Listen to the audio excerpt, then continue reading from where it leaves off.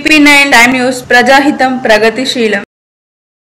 నిజామాబాద్ జిల్లా పరిధిలోని మోర్తాడ్ మండల ప్రజా పరిషత్ లో ఆర్డీఓ సమావేశం నిర్వహించారు. రైతులు, సిపిఐఎంఎల్ నాయకులు హైవే రోడ్డు నిర్మాణ విషయంలో 2023 గెజెట్ ప్రకారం పనులు జరగాలని రైతులు డిమాండ్ చేశారు. మోర్తాడ్ హైవే రోడ్డు నిర్మాణ విషయంలో రైతుల అభిప్రాయాలు తీసుకునే సందర్భంలో ప్రజలు, సిపిఐఎంఎల్ నాయకులు, పోలీసుల మధ్య వాగ్వాదం నెలకొంది. అనంతరం అఖిల భారత ప్రగతిశీల రైతు సంఘం రాష్ట్ర ప్రధాన కార్యదర్శి వి ప్రభాకర్ మాట్లాడుతూ మోర్తాడ్ మండల హైవే రోడ్డు నిర్మాణ విషయంలో 2023 గెజెట్ ప్రకారంగా పనులు జరగాలని వారు కోరారు. అనంతరం ఆర్డీఓ మాకు మాట్లాడే అవకాశం కల్పించారని తెలిపారు. విషయమై మాట్లాడుతున్న క్రమంలో ఎస్సీపీకి ఎక్కడి నుంచో ఫోన్ రాగానే ఆర్డీఓను పక్కకు తీసుకెళ్లి ఏదో మాట్లాడి ప్రశాంతంగా జరిగే సమావేశంలో పోలీసులు గందరగోళం చేసి మా కార్యకర్తలను 10 మందిని బలవంతంగా అరెస్టు చేశారన్నారు. అలాగే నా ఎడమ చేతి నొప్పిగా ఉందని, చేతుకు బ్యాండేజ్ ఉందని తెలిపినా బలవంతంగా అక్రమ అరెస్టు చేశారన్నారు. పోలీసులు దౌర్జన్యంగా అక్రమ అరెస్టులను ఫోటోలు తీస్తున్న విలేకరుల ఫోన్లు, అలాగే మా కార్యకర్త నరేందర్ ఫోటోలు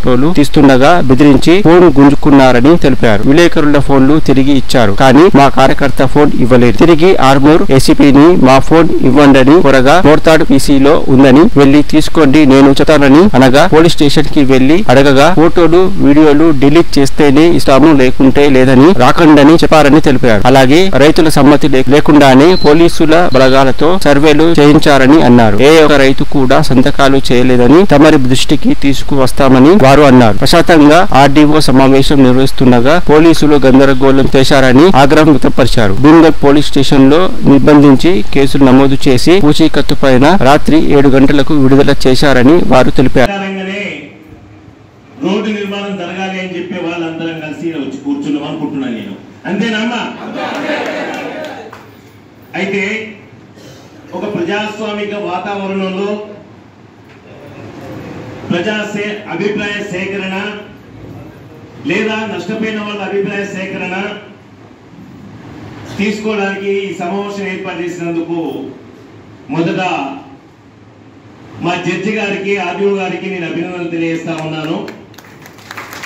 అయ్యా, ఇప్పటికే వరద కాలువ, అట్లాగే రైల్వే అని ఒక నిమిషం అన్నా, మీరు ఏసీపీ గారు దయచేసి ప్లీజ్ 2006 భూసేకరణ అన్ని చట్టం ఎట్లా వచ్చింది? అట్లాగే ఇది కూడా మనం ఐక్యంగా ఉండి నిజంగా కూడా అభివృద్ధికి నేను వ్యతిరేకిని కాదు, రోడ్లకు వ్యతిరేకిని కాదు. మల్లన్న సాగర్కి వచ్చి మేము దెబ్బలు తిన్నాం, మీరు అందరూ చూడండి చెట్లేసి. మీరు ఏమంటున్నా అంటే మా అభిప్రాయాలు వినకుండా మా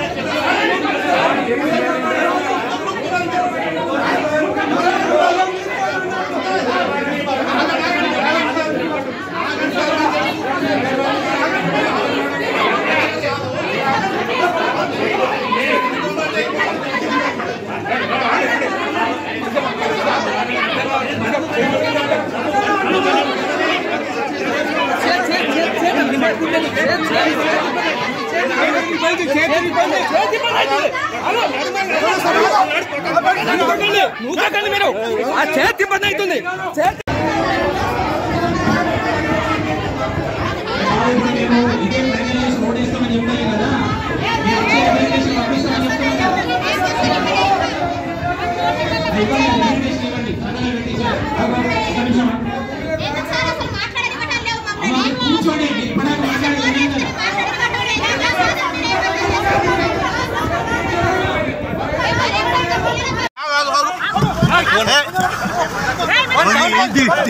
అది బయటకు